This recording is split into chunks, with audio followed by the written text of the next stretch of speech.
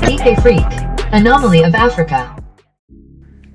Fighting, or per se the art of fighting, the art of battle, the art of you and your opponent coming together for a final stare down. Well, we're in a time where these aren't common things anymore. People are hardly dueling with swords. As far as I know, even duels by dawn with pistols are now considered completely illegal and immoral. It's your boy Ty from GeekAfrique, and today we want to celebrate what makes the art of fighting so awesome to witness in this particularly awesome video game.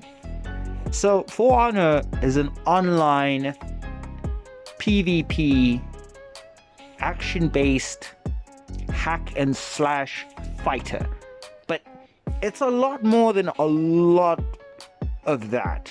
It's probably one of the most intricately deep systems I've ever seen implemented in a fighting game. So join me today as I try and dive through how this game has made me wonder and view what fighting games really could be in this day and age. Because when you add this much intricacy and depth, you really make something special. Let's check it out. So as you know, For Honor is a fighting game released by Ubisoft approximately 2017, if memory serves me right. Yes, 2017. And it wasn't the most lauded when it came out, mostly because it was a very young era for online only based games. And let's just say a lot of the marketing material didn't really head towards that. So out of the gates, this game did struggle a bit, and since then has sort of only really plodded along with a really dedicated fan base, but not picking up a lot of attention, generally speaking. And I actually think that's quite a travesty, because in getting to witness what I've gotten to seeing and getting a few chances of myself, this game seems really special. Now, if you do pick up the capture, the skill level of the player being captured here is definitely not me. It's the Legend Sage 425, the man I play pretty much most of my games with online. So if you ever see that username, just know he's always involved. And he's been a big help to the channel. So a special shout out to you. You know who you are, buddy. And also this video is for him because he really wanted me to talk about For Honor. So I guess what I really wanted to get into mostly is the fact that, look, even with a bungled launch and a pretty poor decision not to just allow the campaign to be played offline while also being able to access the online modes of the game, they ultimately, created something so intricate and so deep. It's really something. First, I want to talk about character design. I think some of the characters are really cool. Honestly speaking, they have this era about them, the aura specifically related to their era. And it creates this thing of knowing that you're dealing with warriors of legend in terms of how they react, how their finishing moves look, just the way they dress, their overall swagger. I think they were some of the best character designs for this type of fighting game. And considering it's supposed to basically spawn through the entire war-torn area of about approximately 16th century, it really does amplify what these people were seen as and looked as when spoken about in legend, in terms of how much fear they actually would bring to their opponents on the battlefield. And I think the characters are made to look perfectly in that direction. Like, they are so perfectly designed for that aspect. It's shocking. It really makes the game stand out and really makes the game really fresh in that regard. The next thing I wanted to focus on in relation to it is how the modes are actually structured in terms of the actual battles. Generally speaking, I'd say it's probably really fun. It really does come across very entertaining in that regard. I myself have only really tried a few one-on-one battle type mode scenarios, and they were very challenging and very tricky, but from all the modes I've seen, it looks pretty entertaining. A sort of a capture the flag, domination, and then you find your key battles. And what's cool is that even though there are obviously your regular scrubs running around, every once in a while you're bumping into a player and then you're getting into a high level battle between yourself and somebody else. which is also the beautiful thing of knowing that every single time you enter the battlefield, outside of obviously training sessions, you know that there's another player on the other side there who's coming up against you, which means that it is already automatically a competition between humans and not you out here wailing on some dumb bot. So at the end of the day, that's probably also what I would say has to be one of the coolest things about how it's put together. And though yes, this is common across like most PvPs, it makes it a little bit more interesting when it's dueling with, you know, melee based weapons. Like, everybody can shoot each other from the other side of the map, and I'm not knocking anyone on the skill of being able to do that. It really does take something to really, you know, knock a dude a headshot about 100 meters away clean on the map. It really is really impressive. But at the end of the day, when you're all up in your opponent's face and there's nowhere to run, there's no corners to hide behind, there's no long distance overcharged, literally broken MP4s to use to your advantage because it suddenly has a sniper rifle range. Anyway, I'm gonna let that go. When it's just you, a sword, and the dude in front of you, or the girl, or whatever they want to identify as, it is a battle. And it's a battle that becomes so deep and so intricate because every moment, every choice, every feint, every low strike, every switch, every duck, every roll has to be well thought out because it can have moment to moment effect on how your battle's going to turn out, and that's what makes it sick. And finally, I guess I just want to look into the combat itself.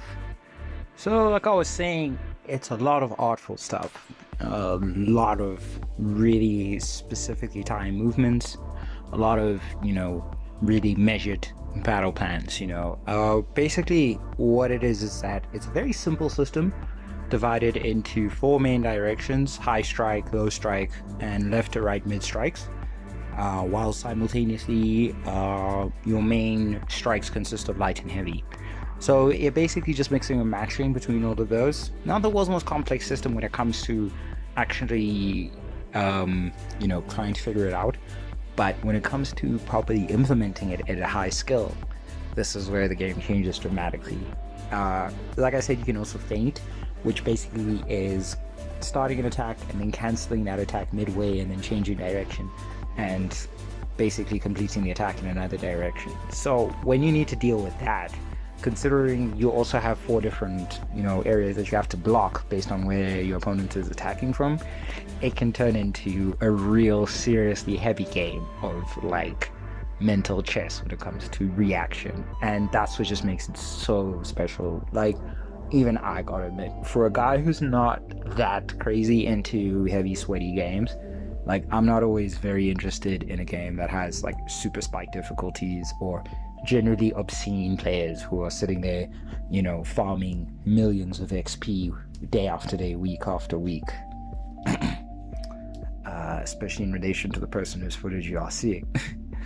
But in a situation where you can truly see that there is a level that you need to reach in terms of your artistry with the blade in order to take on the top ranking players, that's about where my respect level really starts to come in, and that's about where this game for me really shines. Because, and unlike so many other games that I do enjoy, your basic hack and slash, your basic shooters, the skill ceiling here is noteworthy. As I said, Call of Duty does represent a very, very high skill ceiling, but I would say here it's definitely in a much higher place. When you consider the type of combos, the type of stun locks you can get into, the type of, you know, animations this person can lock into in terms of absolutely messing you up, the fact that they can just keep switching the direction that the blade comes, so you're thinking it's going to slice your face from the left, and next thing you know he's cutting you from the top. He comes in from the right, you know, he switches, feints bottom, switches left, comes in from the top, switches right, comes back again. You see what I mean? You know, comes in with a light attack from the right, feints the light attack on the right, comes in with a heavy attack from the top, feints the heavy attack from the top, and still manages to strike you from the bottom while keeping his stamina going. That is some really intense gameplay, and I gotta say, if you're a real sweat, you're a real try hard, you're gonna love it. So I would say it's a deep recommendation. So I'm here for it. I think it's a great game, and I'd love to get into it in time.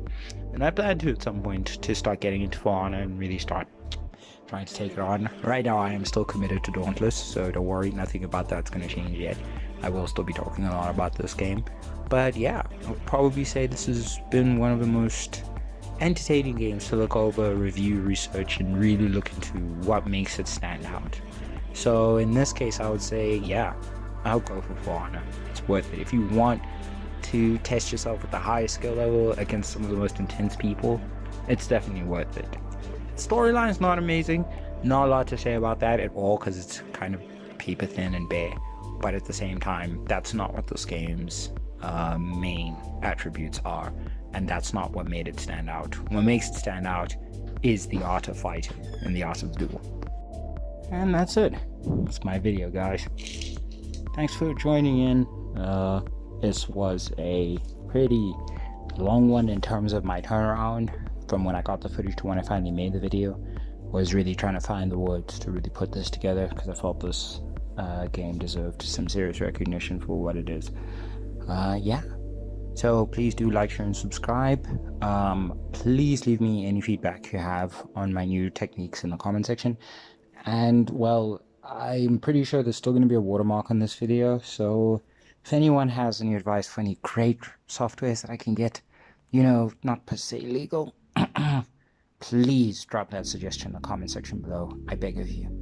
Otherwise, please stay tuned to GeekAfrique.